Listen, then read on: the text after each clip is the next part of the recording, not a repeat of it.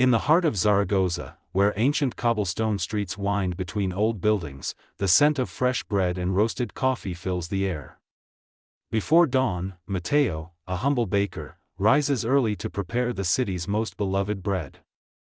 Mateo's bakery is more than just a place to buy bread, it's a warm refuge where the scent of baking bread mingles with laughter and stories from the townspeople. Mateo inherited the bakery from his father, who once told him, "Bread is more than food, it's the heart of a community." Mateo believed the true magic was in the love and care he kneaded into every loaf. As whispers of war crept closer, fear began to settle over Zaragoza like a thick fog. But Mateo remained determined to keep hope alive through his baking. One cold winter evening, a tired young girl named Lucia appeared at Mateo's bakery door. Her clothes were worn, and her eyes held quiet sadness. Mateo welcomed her with warmth and fresh bread.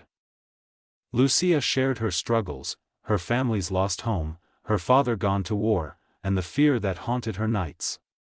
Mateo listened with a heavy yet hopeful heart. Mateo began baking special bread, shaped like hearts, stars, and doves, symbols of love, hope, and peace. Each morning, he placed these loaves outside with notes of encouragement. Slowly, Mateo's bakery became a beacon of hope. People gathered not only for the bread but to share stories and find comfort in each other's presence. Slowly, Mateo's bakery became a beacon of hope. People gathered not only for the bread but to share stories and find comfort in each other's presence.